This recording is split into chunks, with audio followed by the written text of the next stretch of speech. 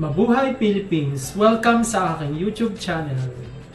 At ito na nga ang pinag-uusapang Miss Universe Puerto Rico 2024. Kamakailan lang ay kinoronahan ang Miss Puerto Rico Universe na representative nila sa darating na Miss Universe sa 2024 sa Mexico. At ito na nga mga kamabuhay fans na talaga namang laban na laban ang ating nyo ng koronahan ang representative ng Puerto Rico. At sa galawan pa lamang mga kamabuhay fans ay kitang-kita ninyo ang kanyang pagkagalaw na galaw. At syempre, may uobra din naman ito dahil kitang-kita nyo lang sa pasarela pa lamang ay talagang laban na laban ang ating nyo. At syempre, ang galawan niya talagang pang Miss Universe ang dating as compared sa mga previous universe na representative ng mga Puerto Rican beauties. At ito na nga mga kamabuhay fans, maraming nag-compare kay Miss Universe Jennifer Colon Alvarado na sinasabi na ito daw si Miss Universe Puerto Rico ay medyo matanda na kasi siya ay married woman na. Siya ay pinanganak noong December 21, 1987. At syempre, 36 years old na ang ating nyo. Pero sa ganun pa man, di ba noon, talagang diverse ang Miss Universe. Kaya kahit married woman pwede nang sumali. Kahit transgender, kaya nga diverse ang Miss Universe competition. At syempre ang ating ninyo ay nanalo, kaya siya ang magre-representa ng Miss Universe Puerto Rico sa darating na contest nito. I think November or September or November, mga ganun, at ito'y gaganapin sa Mexico. At sa tuwing naalala ko, kasi Colon din ang kanyang apelyido, Jennifer Colon Alvarado.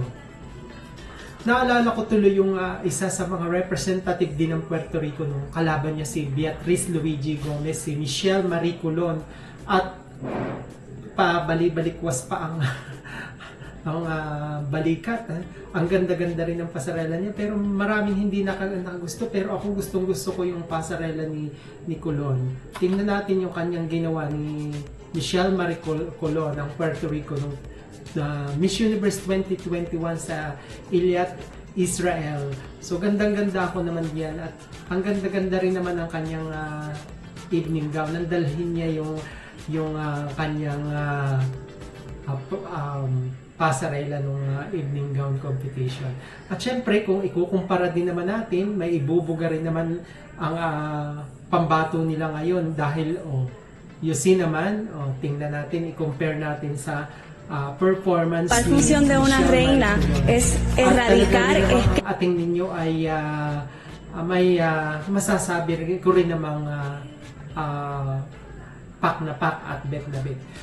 Kasi nga diba, nitong mga nakaraang araw ay lumabas yung may leak na video na ang sabi ni Hello the Universe ay pwede silang sumali pero hindi nila papapanaluhin.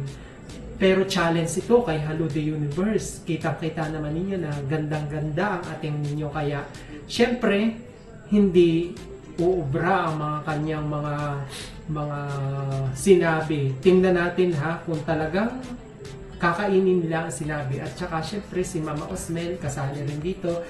Hindi natin alam dahil advisor itong si Mama Osmel. Di ba si Mama Osmel ang dating National Director ng Miss Universe Venezuela na umalis na nito lang 2018. Kaya itong mga representative ng Venezuela, nakapanalo lang naman siya ng 8 korona ng Venezuela. Kaya tingnan natin kung talagang may ibubuga ang pagbabalik ni Mama Osmel sa Miss Universe competition. At syempre si Raul Rocha, kaya ang say niya dito sa pambato ng married woman ng Puerto Rico. So,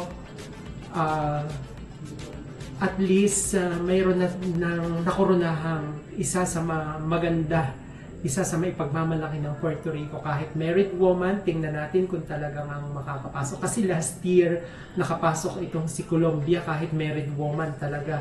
At gandang-ganda rin naman ang ating ninyo. At tingnan natin ngayon, ano kaya ang ibubuga nito? 36 years old versus sa mga contestant na ipadadala ng iba't ibang bansa sa Miss Universe na ito nga ay gaganapin sa Mexico. Anong thoughts ninyo mga kamabuhay Philippines?